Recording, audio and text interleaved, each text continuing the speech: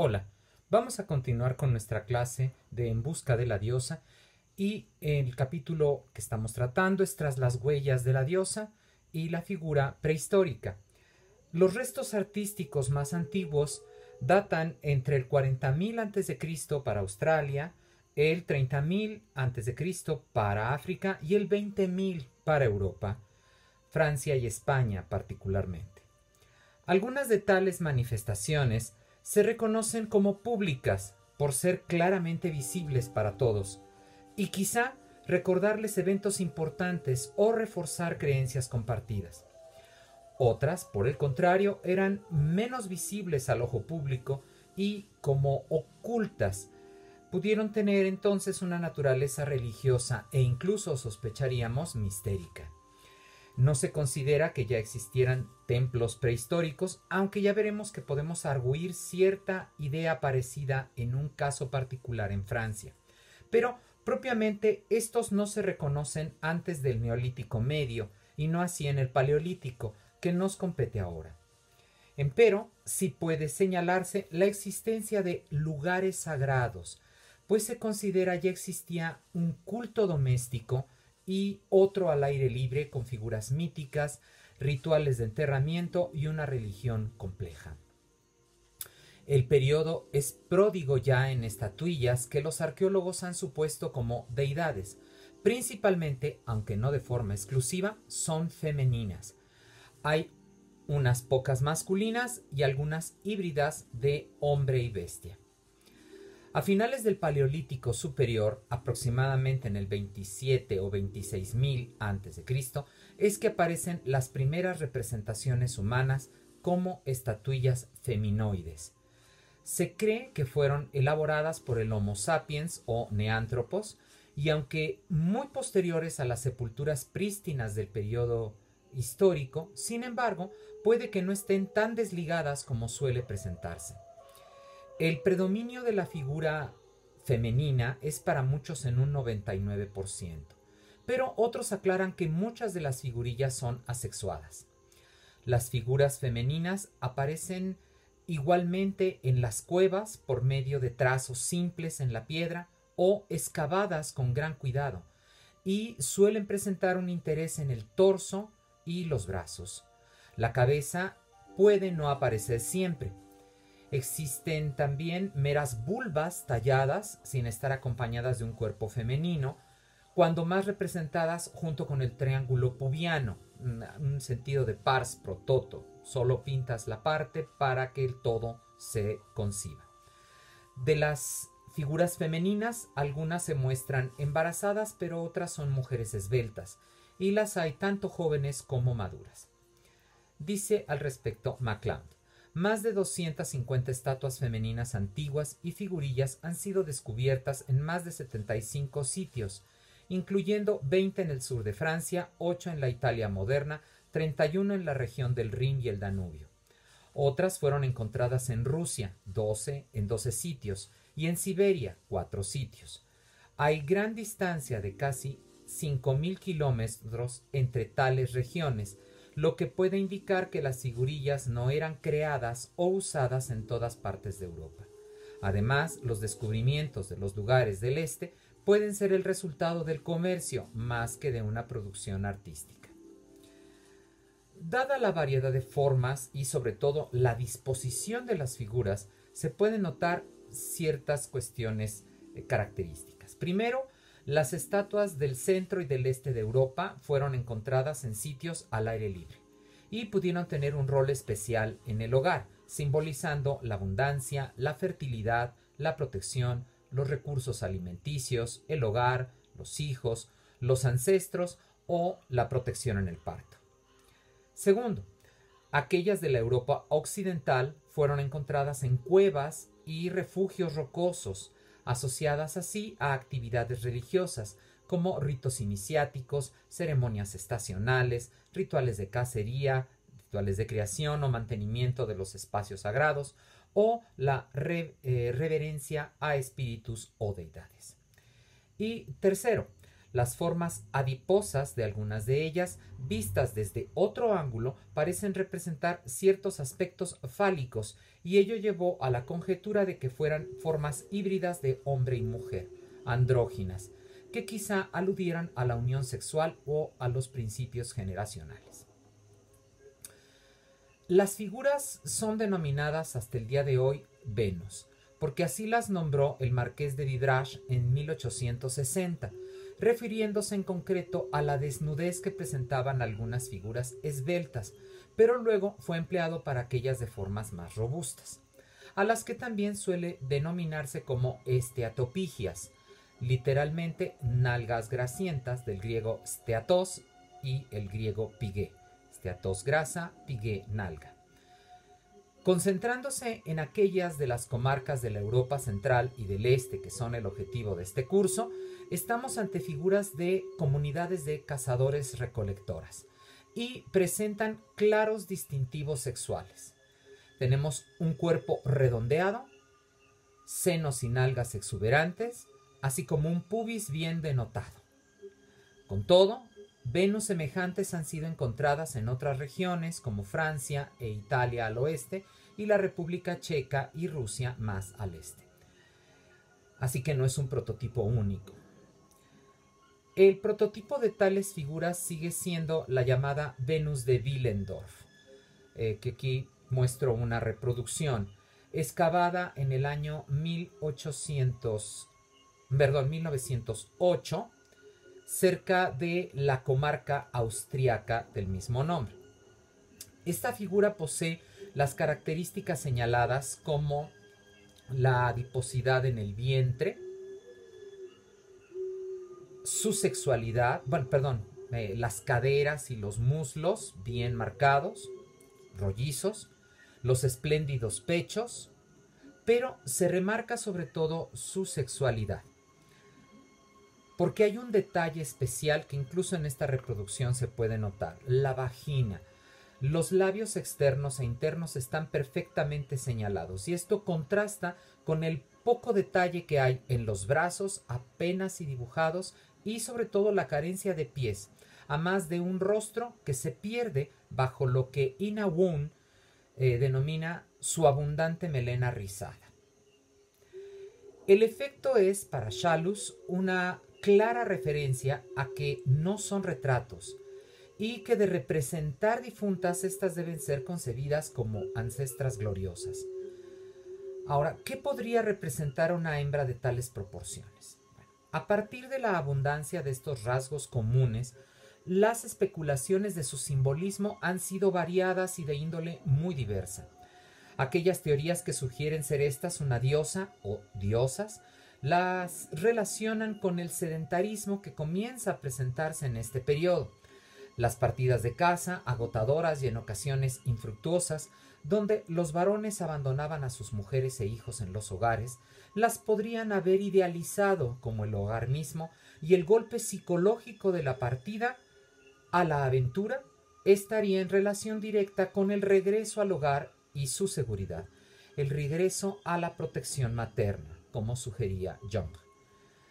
Debe entenderse que en la sociedad prehistórica el papel del cazador no fue el del único proveedor, y la recolección femenina e infantil se consideraba importante también, como aún hoy es evidente en las comunidades primitivas. Y habría que agregar que dicha vida sedentaria estrecharía los vínculos de consanguinidad, fácilmente rastreados por línea materna. Así que no podemos estar tan de acuerdo o tan fácilmente de acuerdo con la idea de que estas figuras representaran esa especie de anhelo femenino o de anhelo materno y que fueran de nuevo creaciones de los varones. Podríamos concebir a estas estatuitas como antepasadas míticas y luego como una antepasada en común, una especie de madre general, una diosa. La hipótesis común desde aquellos tiempos de descubrimientos es que se relacionaran dichas figuras con la fertilidad materna, pero ahora es rebatida siguiendo dos criterios. El primero se refiere a que no todas las figurillas femeninas son esteatopigias. Algunas son mujeres delgadas, incluso muy delgadas, como las encontradas en Rusia y la República Checa. Sharon McLeod puntualiza: el 23% de las figuras son jóvenes de cuerpos firmes, con pechos altos y estómagos planos. Un 17% son mujeres en edad reproductiva, probablemente embarazadas, por tanto de cuerpos carnosos y amplios pechos y estómagos. Un 38% son mujeres de edad mediana, son pesadas figuras, no necesariamente embarazadas, y un 22% son ancianas o en edad posreproductiva con un cuerpo encorvado. Y esto lleva a la autora a concluir que se refleja una variedad de edades y tipos corporales que representan a las mujeres a través de su vida. La maternidad no está claramente representada al carecer de figuras que carguen criaturas y solo una de ellas aparezca en el momento del parto. Ahora, el segundo criterio esgrimido es de carácter antropológico. Las sociedades modernas de cazadores-recolectoras no tienen un interés especial por la fertilidad. De hecho, el control natal es de primordial importancia, porque el embarazo y la crianza dificultan el desplazamiento nómada, por lo que las mujeres en tales sociedades practican métodos anticonceptivos, como la larga lactancia o el empleo de drogas e incluso el infanticidio. Así que mientras unos promueven una imagen materna, otros dicen que no deberíamos considerarla materna, dadas las propias condiciones de las posibles sociedades prehistóricas. Sin embargo, no debemos descartar tan rápidamente, a mi juicio, la conjetura de la fertilidad representada y el papel que pudiera tener en el ámbito prehistórico. Las adiposidades, que nos parecen incluso grotescas dados los cánones de belleza y de salud actuales, en las sociedades nómadas mencionadas pudieron representar algo muy diferente. Las estatuillas prehistóricas presentan un interés especial en la cadera. Incluso aquellas que se reconocen como más esbeltas denotan muy bien las diferencias entre la cintura y esta, lo que denota para investigadores biomédicos una marca de la llamada obesidad guinoidea, que es un signo claro de acumulación de grasa relacionada con la fertilidad. Estudios de las ramas médica, biológica y antropológica han puesto sobre la mesa la discusión de las razones de la acumulación de la grasa en el ser humano, y se ha descubierto que existen dos tipos de esta. Está la obesidad visceral y la obesidad guinoidea, conocidas popularmente como cuerpo en forma de manzana y cuerpo en forma de pera, respectivamente. Y están relacionadas con los sexos, porque la primera, en forma de manzana, es característica de los varones, y la segunda, forma de pera, es de las mujeres. Y mientras la obesidad visceral y masculina no ofrece una ventaja para la evolución humana, la femenina sí parece hacerlo. Estudios recientes de los años 2008 a 2013 han propuesto que la obesidad guinoidea puede tener un factor de selección positiva, puesto que ofrece ventajas a las mujeres en aspectos reproductivos, ya que las reservas de grasas genéticamente programadas condicionan la cantidad ovárica, así como también de salud, porque al servir dicha grasa acumulada como protección de ciertas condiciones patológicas, se vuelve un factor que se conoce hoy en día como paradoja de la obesidad, a causa de que desmienten en parte la ecuación sustentada por muchos y por mucho tiempo de que la obesidad es un factor de alto riesgo para la salud y supervivencia del individuo.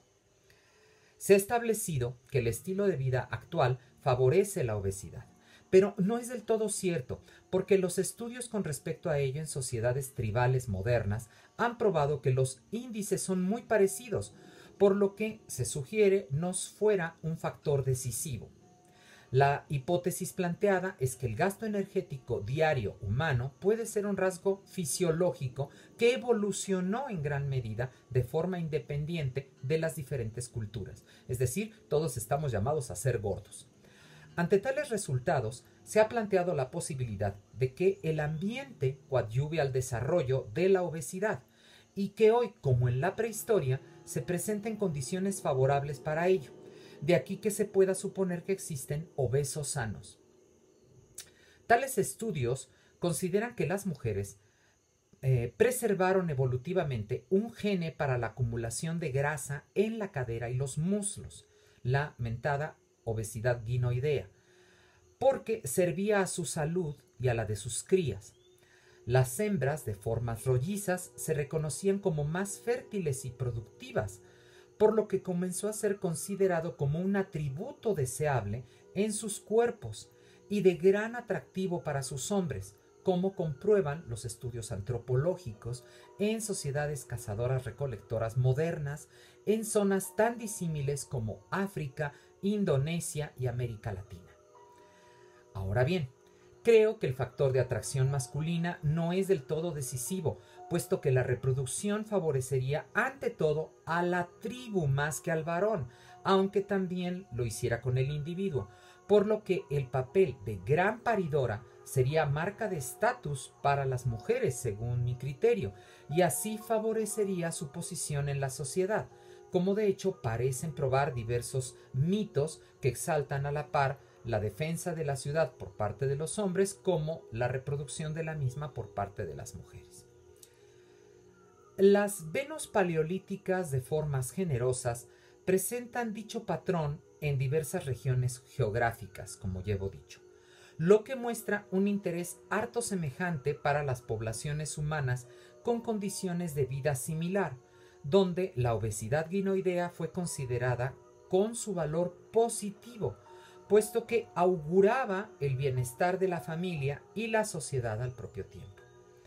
Y eliminaría entonces la tensión de las mujeres modernas ocasionada por el envejecimiento y la búsqueda de la esbeltez. Se ha relacionado en el occidente a la mujer delgada con la juventud y la lozanía, por lo que el envejecimiento es combinado con la natural adquisición de sobrepeso luego de los embarazos y la lactancia, y bien puede ser un factor de rechazo para la decisión de tener hijos, ¿sí? Una mujer no quiere deformar su cuerpo. Las mujeres en Oriente no tienen este problema, aunque lidien con los derivados de tales concepciones en el mundo patriarcal en el que se desarrolla. El varón ha preferido a la mujer joven, pero ésta no presenta desde siempre los acostumbrados patrones que se han pregonado como símbolos de juventud, esos pechos altos, firmes y un vientre plano, no, puesto que esos no serían marcas de fertilidad que aseguraran la perpetuación de la familia y de la sociedad tribal, mientras que un vientre abultado, unos senos bajos, una gran cadera, sí lo harían. La acumulación de la grasa en la obesidad guinoidea está medida por los estrógenos, por lo que en las diferentes etapas femeninas el cuerpo de las mujeres varía con respecto a ellos. En la etapa premenopáusica, cuando hay una mayor acumulación de los estrógenos, se produce una mayor acumulación de grasa en las zonas bajas, por lo que denotan grados de fertilidad de las mujeres, ¿sí? En tanto que en la edad posterior, la menopausia, los estrógenos descienden y las mujeres tienden a adquirir grasa en su zona abdominal, es decir, la obesidad visceral. Los estudios de este tipo plantean la posibilidad de que en las Venus, como en la de Willendorf, con una clásica obesidad visceral, porque estamos viendo que está en torno a su vientre, aun cuando sus caderas y muslos estén marcados, represente y exalte a una mujer postmenopáusica, en tanto que otras Venus, como la Venus de Le Pujadt, que les voy a mostrar una imagen para que la ubiquen, cuanto esto pueda abrirse. Esta es la Venus de Le Pujadt. Como pueden notar, ella más bien tiene una obesidad guinoidea, porque incluso vista de lado no notamos esa obesidad visceral. El vientre es bajo y en realidad lo que vemos como un vientre, esta parte, son sus senos. Ella tiene pues una obesidad guinoidea en caderas, nalgas y muslos. Entonces, estas Venus representarían más un momento diferente. Estaríamos hablando de un periodo menopáusico. o incluso premenopáusico, perdón, no menopáusico, premenopáusico de obesidad guinoidea. Sin embargo, no pueden abandonarse otras posibilidades como cambios regionales por causa del medio ambiente o, más interesante, un tipo diferente de culto a la figura femenina. Retana Salazar, en su investigación al hecho de las Venus paleolíticas, considera que la diversidad de estatuillas nos conducen a considerar varios fenotipos femeninos. Las de caderas anchas, nalgas protuberantes y pesados senos, como la que acabamos de ver, serían ligadas a la fertilidad y la reproducción, en tanto que las que denotan sus vientres abultados y redondos, como la Venus de Willendorf, denotarían relaciones con la madurez femenina y por tanto el conocimiento y la crianza. Serían las abuelas prehistóricas.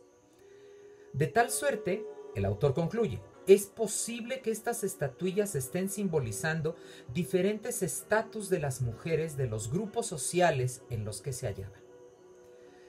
Coincidiendo, al menos en parte, con lo expuesto arriba sobre los diversos tipos de Venus y lo que dicha variedad podría significar, pero no excluyendo, de hecho, el factor reproductivo y fértil, que no es, como voy a tratar de ir probando a lo largo de todo el curso, un medio patriarcal necesariamente de control femenino, ¿sí?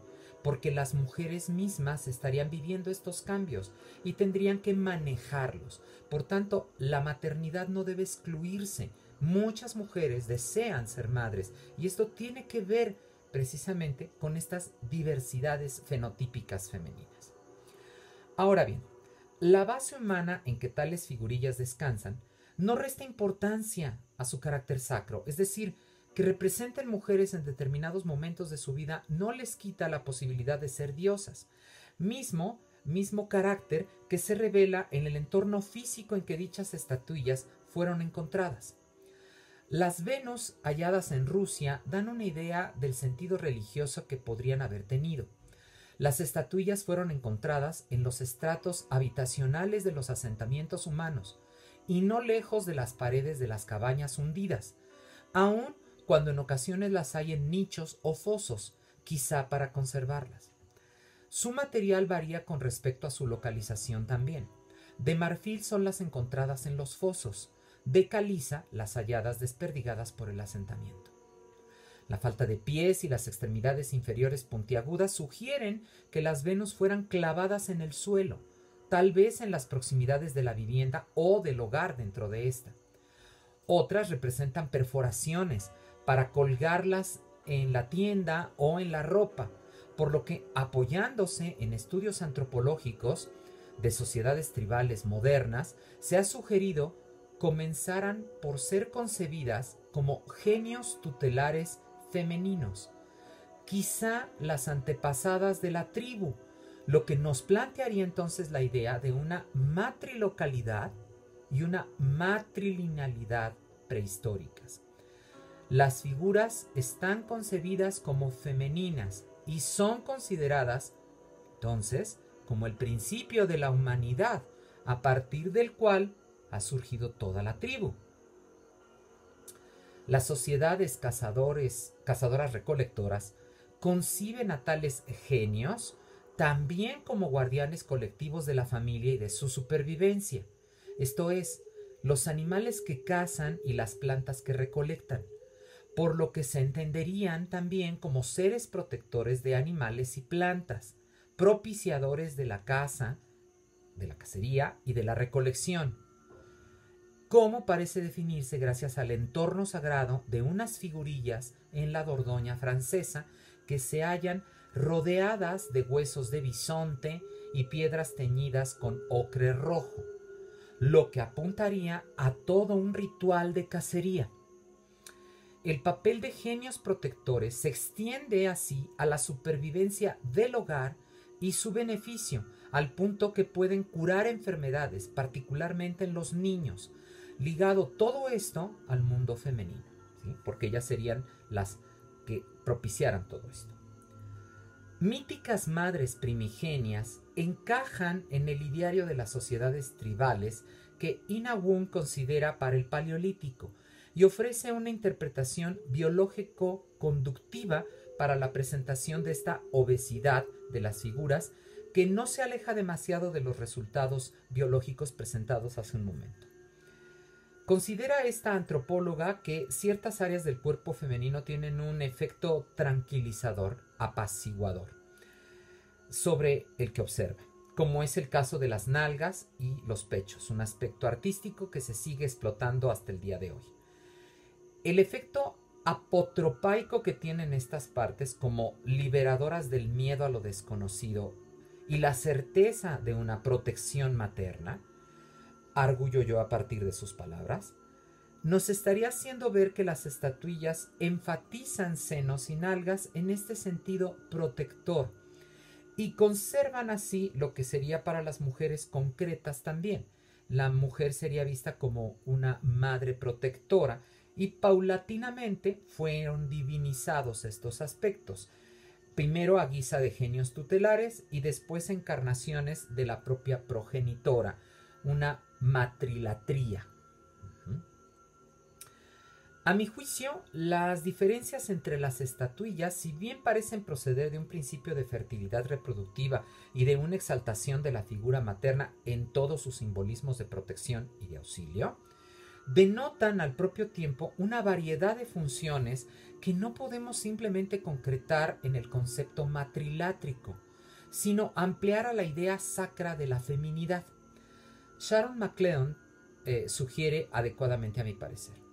Sin embargo, si alguna de estas figurillas representan diosas o entidades femeninas espirituales, puede que sean las prístinas configuraciones de energías asociadas con los roles y poderes sagrados de las mujeres, tanto como aquellos llamados misterios femeninos. La calidad sacra de tales figurillas se reconoce en su posible veneración y en su posible calidad de amuletos, porque su tamaño reducido, como podemos ver aquí, porque está hecha del tamaño adecuado, las harían fáciles para ser llevadas en la mano, como un medio de comunicación con lo divino, como objetos mágicos incluso. Vamos a analizar brevemente un caso muy particular de lo que parece, a pesar de negativas de muchos autores, un santuario paleolítico a la diosa. Al suroeste de Francia, junto al río que lleva su nombre, se encuentra el valle de la Dordogne en francés, en la localidad de Marcoux. En la cueva de Lausel se descubrió en 1908 un yacimiento de entre el 25 y el 23.000 a.C., donde aparecieron 3 representaciones femeninas conocidas entonces como la Venus de Lausel, la Dama del Peinado Damero y la Venus de Berlín, todas de aspecto parecido y a las que se suma una imagen de 2 cuerpos femeninos entrelazados y una posible imagen masculina denominada el cazador. El hecho de que todas estas figuras fueran descubiertas en una zona reducida de 12 por 6 metros, perfectamente delimitada dentro de un espacio habitado de asentamiento, indica la muy probable presencia de un espacio sagrado, un santuario. Las figurillas, las representaciones no son fáciles de encontrar en libros, así que yo les voy a hacer llegar posteriormente una serie de imágenes para que puedan confrontar lo dicho en este momento. La Venus de Lausel es un bajorrelieve de 42 centímetros de alto, actualmente en el Museo de Burdeos, en Francia. Es esta figura. La imagen parece haber sido pulida y ocre rojo decoró su figura, particularmente los pechos y el abdomen, que algunos sostienen está preñado, si bien por lo menos es claro que presenta la obesidad guinoidea, por lo que entenderíamos está durante su periodo de vida fértil, por lo cual se vería esto enfatizado con el uso del ocre, que bien pudo simbolizar la sangre vital, pues con él se decoraban, por ejemplo, los muertos, y dicho simbolismo se mantiene en el territorio europeo por milenios. El rostro de la figura femenina está desdibujado, pareciera intencionalmente, pero aún podemos notar su larga cabellera que le cae a la espalda. La figura femenina sostiene en su diestra un cuerno con 13 muescas y bien podría aludir al número de meses del año lunar, representando algún tipo de contabilizador del tiempo, un calendario, relacionándose así con el ciclo temporal que, dada la figura femenina y la presencia del rojo mineral, se asociaría con la menstruación femenina, los 28 días. Y la presencia entonces de este rojo nos aludiría igualmente a el sangrado. Y de ser así, la mano izquierda que desciende y se apoya en el abultado vientre podría aludir a su preñez o a la mera posibilidad de ello, dado el ciclo menstrual que contabilizarían con este rudimentario pero exacto calendario córneo. Dado que esta era la figura central y se hallaba en lo que parece una especie de pedestal y estaba rodeada de otras figuras, tendría que haber presidido la sacralidad del lugar, por lo que el resto de las figuras tendrían que estar asociadas con ella. La siguiente figura que aparece es una laja calcárea, también con restos de ocre rojo, es la llamada Dama del Peinado Damero, también denominada Mujer de la Cabeza con Cuarterones. Es una figura en bajorrelieve de una mujer de grandes senos y un vientre notablemente redondeado, que levanta su mano izquierda sosteniendo quizá un objeto que se nos escapa a la vista, en tanto que su brazo derecho reposa en un costado. Lo que más llama mi atención es el mentado peinado damero, porque parece como un cuadro de damas. Propiamente es una especie de cubierta de su cabeza en retícula con líneas verticales y horizontales, si es que no es un peinado estilizado, y que de hecho recuerda un poco al que tiene la Venus de Willendorf. Está después la Venus de Berlín, fabricada en una técnica parecida a la anterior, es una laja calcárea con atisbos de ocre rojo. La adiposidad guinoidea es clara, si bien con el conocido detalle del pubis remarcado y no oculto por los pliegues del vientre. La cabeza de la figura se desdibuja, como en el caso de su compañera, la Venus de Lausel. En la mano derecha, no cerrada, como apunta MacLeod, se halla un objeto que la citada investigadora supone un cráneo o una vasija para agua. Para mí forma parte de un todo, como con lo que parece descansar en su brazo. El objeto parece un cuenco o incluso una especie de gancho. Quizá una concha marina, aunque entonces tendríamos que pensar que es un objeto de importación, dada la no cercanía del mar de esta región. El relieve que descansa en su brazo no pasa de unos cuantos trazos, pero yo creo reconocer una especie de envoltorio y un círculo, ya lo verán, a manera de rostrillo, y que está en paralelo a la cabeza de la figura femenina. Estaría finalmente el relieve conocido como el naipe, porque son dos figuras confrontadas.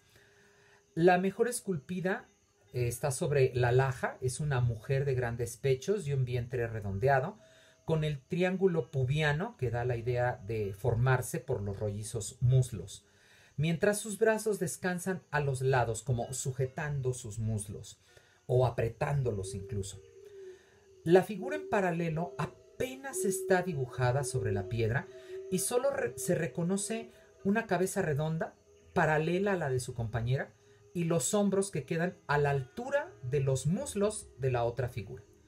Y considero que los delgados trazos de esta es para dar perspectiva al bajorrelieve y hacerla una figura que se halla en segundo plano, como detrás de esta figura principal que sostiene sus muslos. La última figura asociada es una masculina, como dije, denominada el cazador, porque reconocemos su sexo en la estrechez de sus caderas y en su pecho plano. Hemos perdido la cabeza y uno de sus brazos, pero reconocemos que porta un cinturón y un faldellín o taparrabos. Sus piernas se hallan juntas como si estuviera en una posición firme. El brazo izquierdo está roto a la altura de su hombro, por lo que no entiendo que Raquel Lacalle, otra antropóloga, sugiere el lanzamiento de un proyectil. Pues la verdad yo no lo veo, pero ella lo señala. Él completa el recinto y quizá por ello se interpretó como un cazador a este personaje, porque está cercano o rodeado de diversas figuras zoomorfas, entre ellas un caballo y una cierva. Pero para mí más interesante es que también está todo el recinto rodeado de vulvas talladas en la roca. Las interpretaciones de todo este conjunto son muy abundantes. Los investigadores parecen demasiado cautelosos, prefiriendo señalar solo alguna de todas y no el conjunto, como hace por ejemplo MacLeod. De la bibliografía consultada por mí, solo la prehistoricista española Raquel Lacalle ofrece una, pero aunque estoy de acuerdo en algunas de sus sugerencias, otras me parecen más imaginativas y tendientes a buscar las claves de ciertas figuras posteriores provenientes de los análisis de Marilla Gimbutas, como la diosa ave serpiente, más que una sugerencia de la antropóloga a partir de las figuras mismas. Lo primero a señalar es que no se detalla en el material a mi alcance la distribución de tales bajorrelieves, tan solo la posición al parecer central de la Venus de Lausée, y que el resto la rodea en el espacio reducido mencionado con anterioridad de 12 por 6 metros. La figura central me parece ser una sagrada, una diosa, y concuerdo en que su simbolismo apunta a la fertilidad femenina, si bien no necesariamente a que ya esté embarazada, solo a la posibilidad de estarlo. Y el cuerno calendárico, creo, descubre que las mujeres paleolíticas, como buena sociedad nómada, ya conocían cómo medir el tiempo y los periodos en su vida, aquí el periodo menstrual. La posibilidad de un calendario permite suponer que se guiaran por las estrellas en todo esto, y que, como hicieron tiempo después otros seres humanos, el cielo fuera su guía en los desplazamientos y en el regreso a ciertos sitios, como esta cueva que no debieron habitar de manera continua, pero que era un entorno sagrado al que se volvía cíclicamente. La presencia masculina y la figura doble me hacen pensar en un simbolismo de las relaciones sexuales, la intromisión masculina en la vida de la mujer y el consecuente coito e incluso el parto, aunándome aquí a otras investigaciones que apuran una interpretación parecida para las figuras. La figura del naipe sería para mí esto lo mismo que el cazador. Esta figura masculina tiene un detalle que me parece interesante, el taparrabo o faldellín, que de hecho está ocultando su virilidad. Los falos erectos no son extraños en la prehistoria y los encontramos tanto unidos a un poseedor como pars pro toto, ya en relieve y ya tallados en materiales diversos. Entonces, ocultar el pene por medio del vestido considero es en razón de no presentar ni dar cabida a la idea de la penetración y lo que conlleva físicamente para la mujer, y que voy a aclarar en un momento. Sin embargo, no deja de reconocerse el atractivo físico del hombre, con un muy claro trazado de sus nalgas, gracias a la postura de lado del modelo, y es una zona erótica que aprecian las mujeres prácticamente de todas las culturas. De tal suerte, la figura doble, con uno de sus integrantes apenas si dibujado, pero en claro segundo plano detrás de la figura femenina, según yo, me parece que está recostada esta y sosteniendo sus muslos, y entonces podría representar el coito, siendo la otra figura el hombre, o bien otra posibilidad es que dicho bajorrelieve fuera una representación del parto y la figura desdibujada fuera la partera que asiste a la mujer, es decir, la consecuencia de la presencia masculina en la vida de la mujer es el embarazo y el parto. Siguiendo esta línea interpretativa, la Venus de Berlín creo que representaría a la madre con su hijo, la redondez de su cuerpo y la extensión de su brazo, con lo que me parece una criatura envuelta con el rostro a la altura de su madre, es lo que yo creo ver. Por lo que interpreto el objeto redondeado con la muesca en medio como un símbolo búlbico, como tantos otros que rodean o acompañan a estas figuras. La matriz que se abre para dar vida, no una forma cerrada como la que se muestra en la Venus de Lausel o en el naipe. El conjunto así me parece que representa un santuario de la diosa para los misterios de la vida femenina que veremos retratados en muchos mitos y reflejados en los cultos de muchas diosas posteriores. De tal suerte, la dama con el peinado en cuarterones o con el peinado damero, creo, es la maestra, incluso la sacerdotisa. Su extraño peinado o tocado lo considero una marca de estatus y su cuerpo me parece que refleja el estado postmenopáusico con un vientre redondeado y grandes pechos caídos. Para Adobacio y sus compañeros, la fibra o el hilo con el que se formaban adminículos tejidos dieron la posibilidad del adorno como símbolo de poder y de identidad personales, y reconocen esos en figuras de Venus, como estas retículas talladas. Prendas tan primorosas que no pudieron ser para la vida diaria, dicen los autores, porque serían poco nada suficientes para el clima frío de aquellos tiempos, por lo que más fácilmente serían atuendos rituales. Para mí, el entorno sagrado, incluso la posibilidad de un ritual, es clara. Sería un ritual de paso para las jóvenes. Es lo que reconozco en este santuario prehistórico. Uno presidido por una mujer con los símbolos creados por ellas mismas como tejedoras y para su diosa que los patrocinaba. Los misterios de su culto irremediablemente relacionados con la feminidad y la fertilidad, y promoviendo al propio tiempo a sus devotas, instruyéndolas y otorgándoles un sitio preferente en esas sociedades donde el hombre fuera su compañero, no su enemigo, sino su complemento. Cultos de fertilidad y de amparo a las mujeres que no se perderían en el tiempo como vamos a ver, aunque sí se verían reducidos a la clandestinidad y los cubrirían con un velo tan denso que inspirarían desconfianza y temor para sus otrora compañeros ahora convertidos en amos. Bueno, vamos a continuar con el análisis de las figuras prehistóricas en la siguiente clase. Que estén muy bien.